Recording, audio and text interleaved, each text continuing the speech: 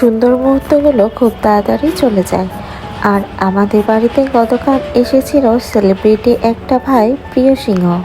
এই যে দেখুন ভাইটা সামনে আরো বেশি সুন্দর মোবাইলের থেকে। এই যে এসে ছেলে মেয়ে দুজনকে আদর করছিল। আর আমরা আসার সাথে সাথে ওকে একটু মিষ্টি খেতে দিয়েছিলাম। ও তেমন খায়নি, জানি না ও লজ্জা পেয়ে খেলো না নাকি খেতে পারে না, সেটা আমি জানি না। এই যে সাজিয়ে গুছিয়ে রেখেছিলাম, তারপর ও এসে একটু ভিডিও করলো। প্রথমেই আমি ওকে এই বিরিয়ানিটা রান্না করেছিলাম ওর জন্যই মূলত, ওকেই বেড়ে দিলাম।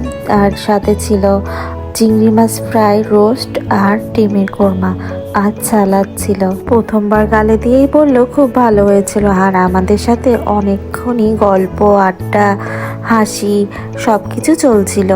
আমরা দুবোন, এই যে বিধু আবার ওকে রোস্টটা উঠিয়ে দিল, বললো আমি রোস্টটা রান্না করেছি, খেয়ে দেখো কেমন।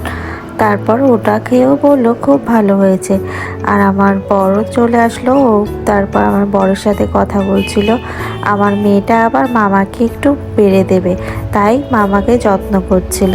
মেয়েটা লজ্জা পাচ্ছিল ঠিকই, কিন্তু মামা আসবে বলে ওর অনেক প্ল্যান করে রেখেছিল।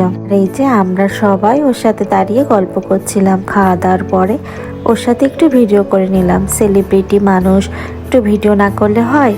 তারপর ও আমাকে বলছিল, দিদি ভাই আমি কি নামে কার্ডটা দেব? বললাম শ্বশুর বাবার নামেই দাও। তারপর কার্ডটা শাশুড়ি মায়ের হাতেই কার্ডটা দিল। আর ও এসেই শাশুড়ি মাকে প্রণাম করেছিল। তারপর যাওয়ার সময় আবার শাশুড়ি মাকে প্রণাম করে গিয়েছে। আবার শ্বশুর বাবাও আসলো, তখনও প্রণাম করলো। বেশ ভালো লাগলো বিষয়টা।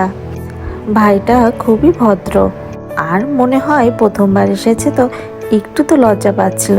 রাও একটু লজ্জা পাচ্ছিলাম, সেলিব্রিটি মানুষ কিন্তু তেমনটা না, ও অনেক বেশি ভালো।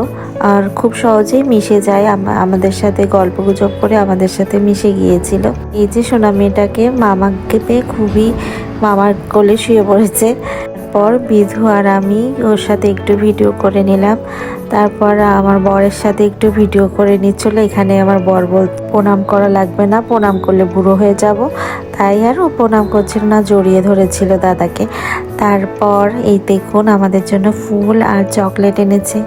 দেখুন কতটা মনের থেকে ভালোবাসে ভাই, এত কিছু করেছে আমাদের জন্য। এত কিছু করার কোনোই প্রয়োজন ছিল না, ও যে এসেছে এতেই আমরা অনেক বেশি খুশি হয়েছি। অনলাইনেই ভাইটার সাথে পরিচয়, আর এর থেকেই এত আপন ভাই বোনের মতো হয়ে যাবে, বিষয়টা আসলেই ঠাকুরের আশীর্বাদ। সবাই ওর আগামী দিনগুলোর জন্য আশীর্বাদ করবেন, যেন অনেক বেশি সুখী হয় আর খুব ভালো থাকে।